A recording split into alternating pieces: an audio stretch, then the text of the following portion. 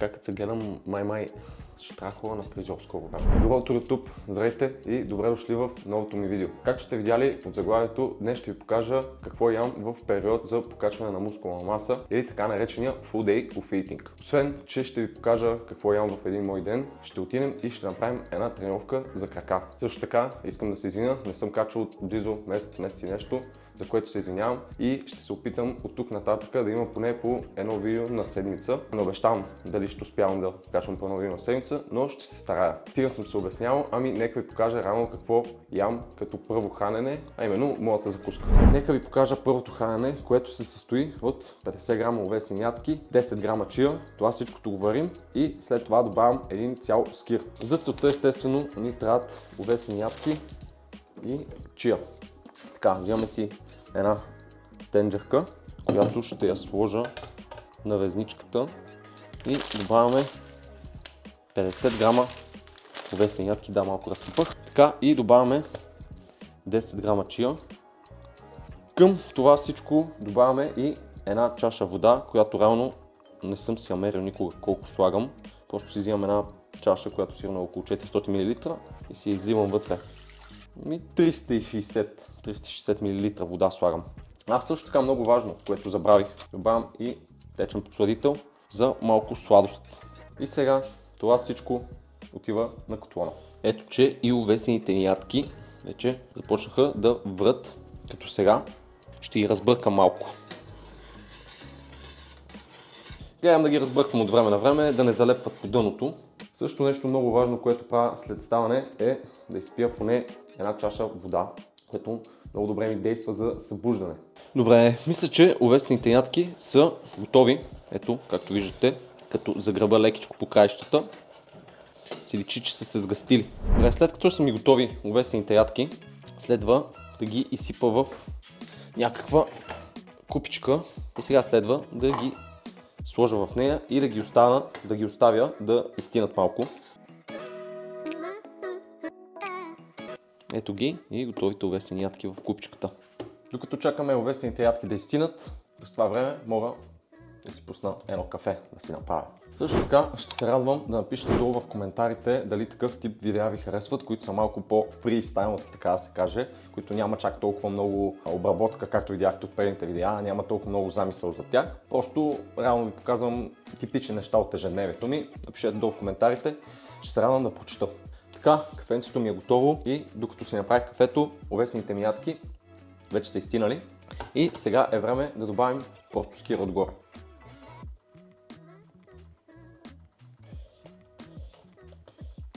Като вече сме си прибавили скира към овесените ядки, остава единствено да го разбъркаме. Вижте колко просто кремообразно става. След като съм си го разбъркал, още нещо, което правя е, че добавям малко какао на прах, нискомаслено и кокосови стърготини. Преди съм добавил и канела, но в момента смених малко с какао, просто се получава един доста приятен вкус и става тип тирамису, което на мен доста ми допада.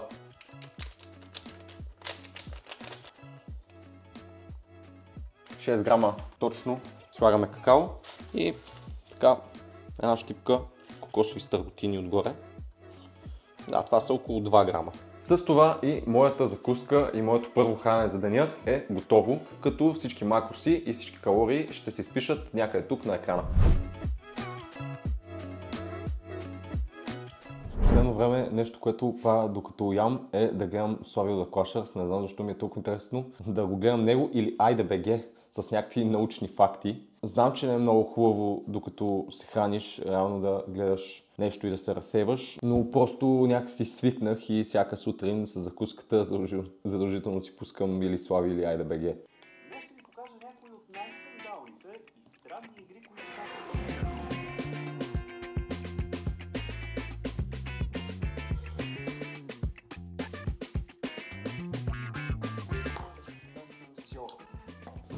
Готови сме. Приключих с първото си хранене за деня, а именно моята закуска, което реално ми е и предтренировъчното хранене. Доизпивам си кафенцето и е време да се оправям за тренировка. Както казах по-рано, днес имаме тренировка за крака. Затова изпивам кафенцето, оправям се и отиваме директно да тренираме.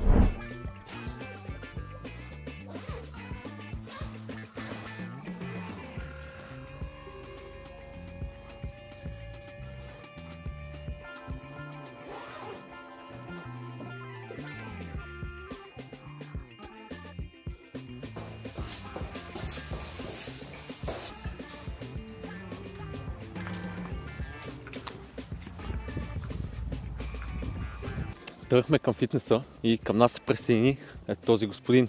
Марио, кажи, готов ли си за тренировката за крака? Как ще не си? Значи ще стане добра тренировка за крака, обещавам. Краката са 50% от тялото, така че ги тренирайте. Вече сме в фитнеса и почваме с загрявката, която се състои от колело. 5 минути да загряваме малко колената, след което ще направим една нормална загрявка. Ще гледам да загря полукръста и след това започваме с самата тренировка. Това е задача. Включихме сега с колелото и сега почвам с съвсем нормалната загрявка.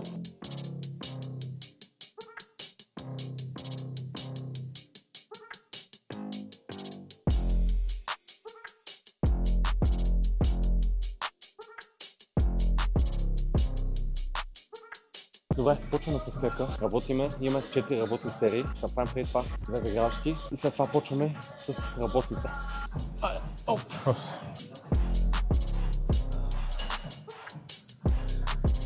Добре, 10.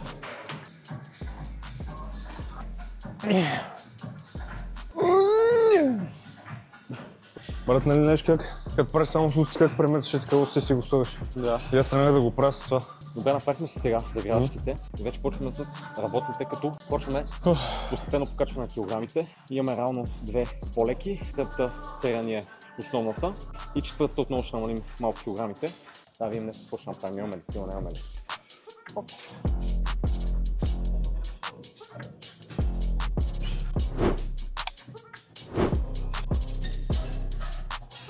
Опа, 10. Ще ги направи? Ще ги направиш? Оп. Колко ще сложил, бе? 2,20, нали? 2,20. Как се оправда, не мога ги дигна.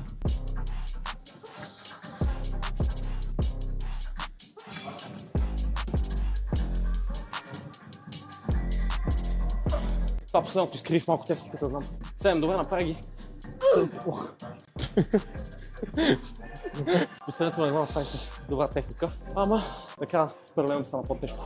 Отиваме на лек преста вече, като тук пак ще работим по същия начин, ще покачим малко тежестта. Започваме с по-леко. Имаме първата серия, ние реално с 120 за 12 повторения. Втората ние с 130 за 8 имаме и последната, която ни е довършителна, имаме с 100 кг за 15 повторения. Аз това тук му викам родилното малко се едно ще раждам. И съм казал, че това упражнение трябва да се бавне от всички фитнеси. Отвратително е най-омразното ми упражнение, наистина.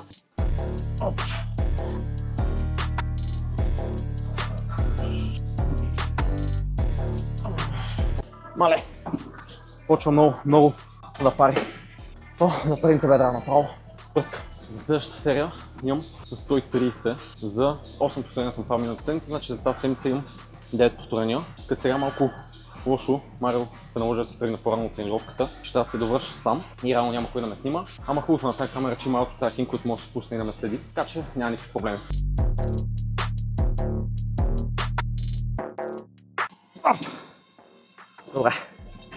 Добре, сега сме вече на лек екстензията, която имаме първа серия. 12 до 15 повторения. След това имаме основната серия, която ни е 10 до 12 60 кг. И последната я правим на дроп серия с малка почивка около 20-30 секунди. И там имаме отново 15 повторения.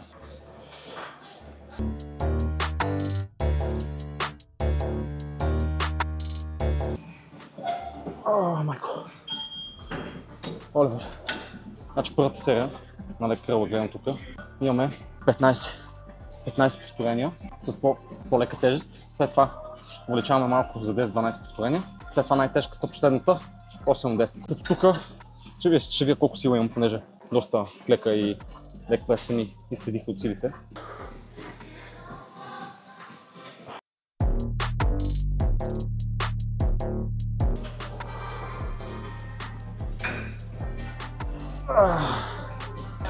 Имам последна серия.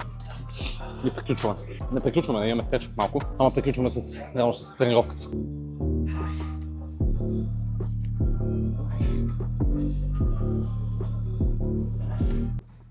Ой, съм майко. Оле. Отиваме да правим стретчинга и да си ходим. Често казвам, не съм голям фен на стретчинга, ама трябва, няма как. От мен е много малко съвет, че ако сте приключили тренировка, не правете пружиниращи разтягания, ами задържащи. Има разлика.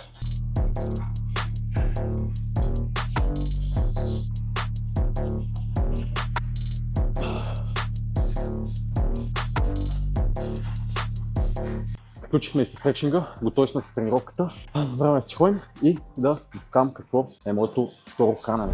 Айде, back in the home. Прибрах се и мислих второто хранене да си го приготвя тук, сам да си го сготвям, исках си направя една свинска пържола.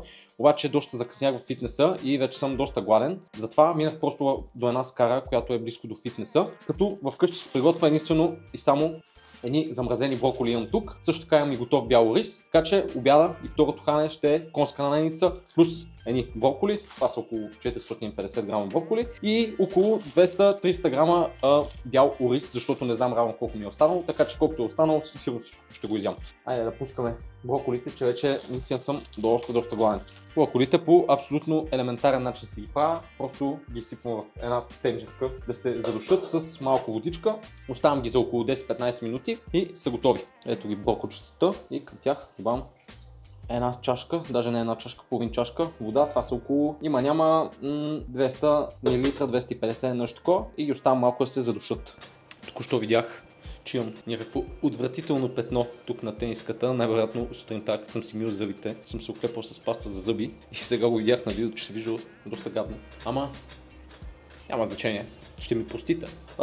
Броколите вече започнаха да си врат, като сега ще ги оставя за около 10 минути още да си поврат и след това са готови. И е време за най-хубавата част – яденето. Още нещо, което ще добавя към храненето е малко домашна люта лутеница, която е топ.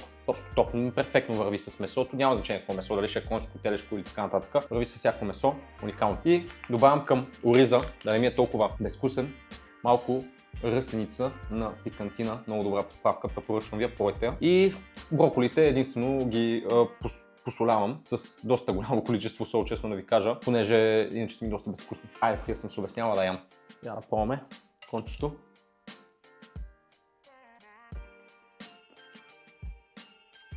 Уникално, наистина. Топ. Нещо важно, което ще я забравя е да ви покажа какви добавки приемам. Едната е на Proof Nutrition креатин монохидрат. Също така пия протеин, съвсем нормален протеин и магнезий. Самия креатин не го разтварям никъде, ами просто прави така.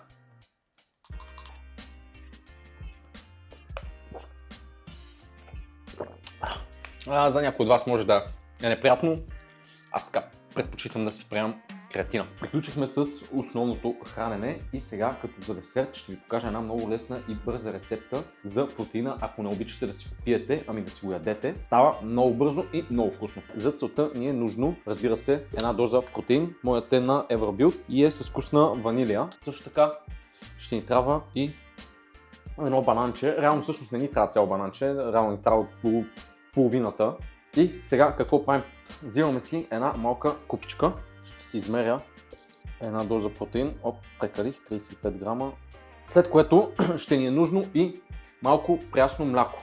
Взимаме и си изсипваме около 20 на мл прясно мляко. Айде, станаха 30. Въпросът е да не е прекалено много, защото иначе си стане като нормален протеинов шейк. И това всичкото го разбъркваме, докато стане като кексово тесто, реално.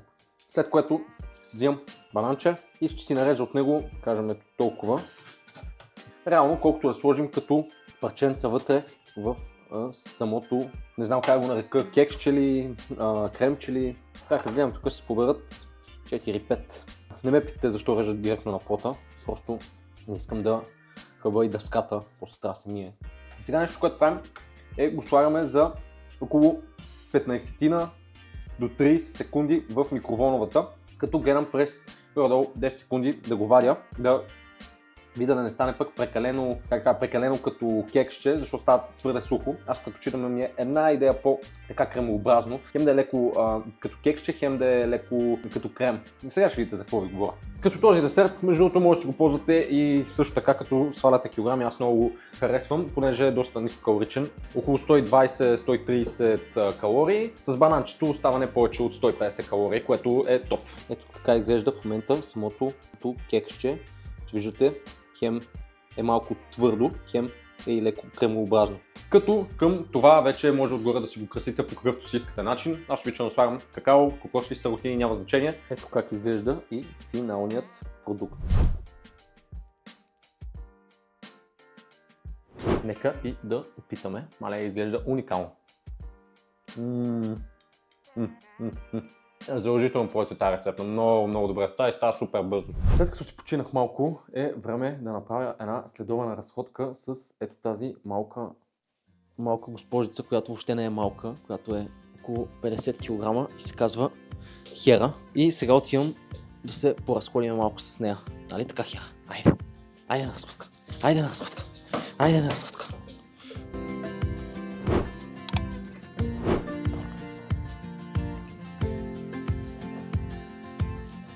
Един съвет към хората, които казват, че не могат да си правят крачките с деня, е просто вземете си куче. Ако ви е странно да излизате сами и просто да се разхождате безцелно, кучето е перфектният вариант. Ето, че се прибрахме вече и от разходката. Часът вече е 5 и е време за моето трето хранене за деня. Това нека ви покажа от какво се състои то. За следобедната ни закуска ще ни е нужно около 200 грама кисело мляко. В моят случай това е 4% масленост. Използвам това, понеже нямах друго в хладилника. Също така ще ни трябва една доза протеин. Трябват ни около 15 грама ядки и също така отгоре за топинг добавям малко въстъчено масло. Отново залагам на доста простичка рецепта с по-високо съдържание на мазнини. 200 грама. Да, тази купичка малко ще е прекалено голяма, няма значение. Към което добавяме една доза кладов протеин. И това всичкото го бъркаме. За бадемите ще ми е нужна една дъска, на която първо ще си ги премеря. Около 20 грама. Не прекаляваме с ядките. След което нещо, което обичам да правя, падна един, е просто да си ги нарежа, да си ги натуша. Отгоре поръсваме. Стане все пак и красиво. И сега отгоре добавям една лъжица въстъчно масло. И това са около 10 грама въстъчно масло. В случая 9. Вижте просто колко добре изглежда. И сега, като сме готови, го оставяме за около 10-15 минути в хладилника да стегне. Нека да опитаме и какво сме створили. Явно малко бадемите, въстъчното масло. Въстъчното масло, между другото, много добре е стегнало. Така изглежда. Надявам се да е фокусирало.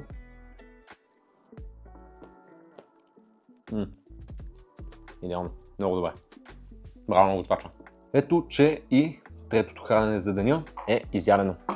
И сега единствено ни остава четвърто хранене за деня. Часът в момента е 5:50, 6 часа. Към 7 часа ще започна да се го готвя, за да мога хапна към 8 и това ще е финалното хранене за деня. Докато си чакам да стане време за вечеря, мога да ви покажа с какво се занимавам в момента. Малко предтекст за хората, които не знаят, уча в Национална спортна академия. И в момента точно по предмета, който уча, защото утре имам нещо като примерен тест. Методически разработки по основи на научните изследвания в спорта. Самият предмет е доста интересен, защото ни правят някакви различни тестове. В случая точно уча за измерване на взривната сила на долните крайници, като мога да ви покажа колко неща има тук.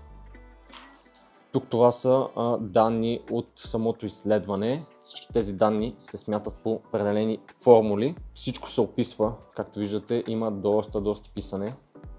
За хората, които си мислят, че в НСА, Национална спортна академия, ние просто ходиме, тренираме и не правиме нищо, ами не, всъщност доста учиме и нещата не са никак прости. Добре, дойде време и за последното ми хранене за деня, което ще се състои от тук предварително съм си измерил 100 грама паста, 100 грама макарони, също така 150 грама доматен сос и към това имаме една пилешка пържола. Някои от вас може да ме питат защо не го правя с пилешко филе, ами просто ми беше останало само тази пържолка и исках да я оползотворя по някакъв начин. Тя е около 180-182-3 грама, нещо такова. Нека да започнем и с готвенето за последното ми хранене за деня. Разбира се, за пастата ще ми е нужно първо да си сваря вода за нея. Взимаме си една тенджерка, която в нея ще налея 1 литър вода. Това са 500 мл и добавяме още 500 мл и оставяме водата да заври. Като си чакам водата да заври, мога да си нарежа пилешката пържолка и си я нарязвам на купчета, като предварително, забравя да кажа, предварително съм я окусил с сол и черен пепер. Ето, че и пържолката вече е нарязана. Сега следва да изчакам водата за макароните да ми заври, да си добавя макароните, след което на тиган да си запека пилешкото, към което ще добавя и доматения сос. Ето, че и водата ми завря. Добавяме макаронките. А през това време, докато стават макароните, мога да започна да си запържвам пилешкото. Както чувате, пилешкото вече започна да се пържи. Нека проверим и макароните докъде са стигнали. Мисля, че им трябва още време, поне около още 5-10 минутки. Пилешкото мисля, че ни е готово. Не знам дали виждате, доби доста приятен златист цвят. Към него ще добавя доматения сос. Добавяме и доматения сос, мога малко да го намаля. И го оставяме да си покъкри още 2-3 минутки. Също така към пилешкото ще добавя малко босилек и чесън на прах и мисля, че нашите макарони са готови. Сега остава единствено да ги изцедя и да ги добавя към пилешкото. Добавяме сега макароните към пилешкото и да видим какво сме сътворили.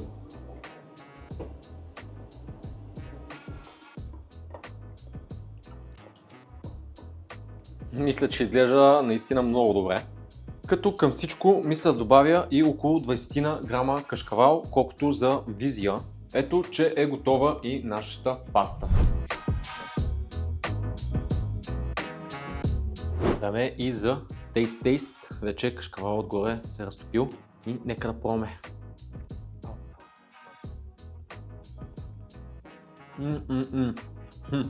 Много добре. 10/10 му дам. И последното хранене за деня вече е изядено. Готови сме за днес.